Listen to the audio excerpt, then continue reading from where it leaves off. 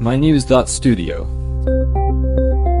2 centuries after their silence, Galapagos birds are filling Floreana's forests once more.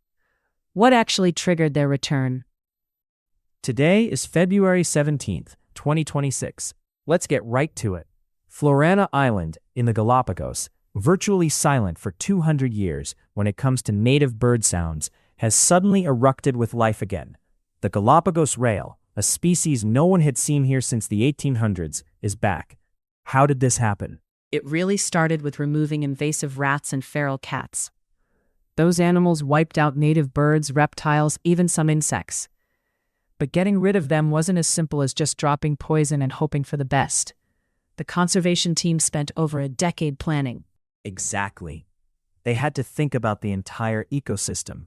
Before any eradication, researchers mapped out food sources, tracked disease, and pinpointed where native species lived.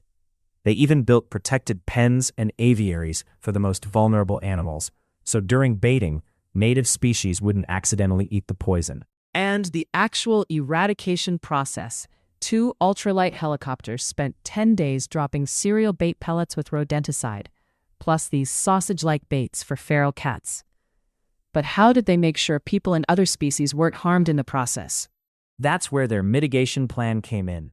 Not only did they shelter sensitive species, but they also coordinated with the island's residents, letting everyone know when and how it would happen.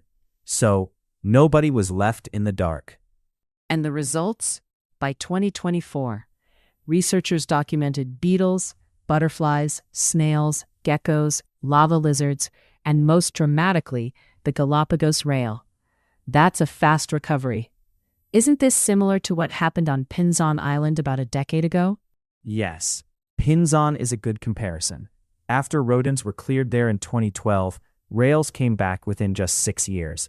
It seems that once the main threats are removed, native species can rebound, sometimes faster than people expect. But do you think this approach can work everywhere? That's the core question. On Floreana, the team used a 3-phase approach: mitigation, eradication, and then reintroduction. They're already preparing to bring back 12 locally extinct species.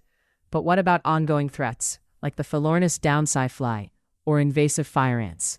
The Philornis fly is a tough one. Its larvae parasitize bird chicks. To control it, a team set up 90 self-fumigating dispensers all over the island.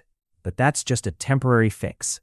They're also trying out a wasp species from Ecuador that preys on the fly's larvae. It's an experiment.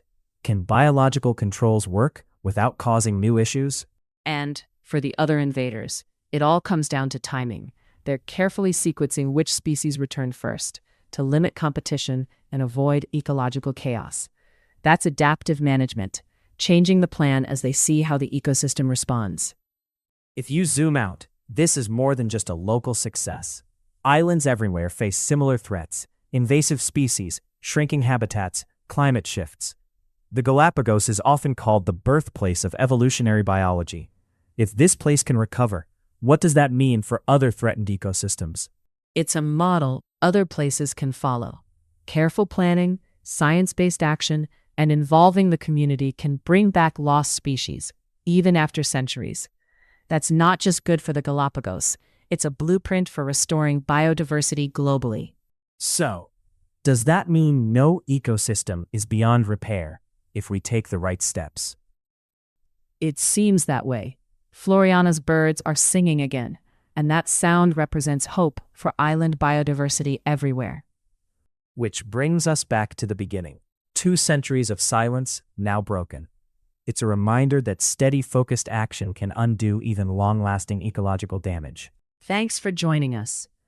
Today we explored the comeback of Floreana's birds, the science behind it, and what it could mean for the wider world.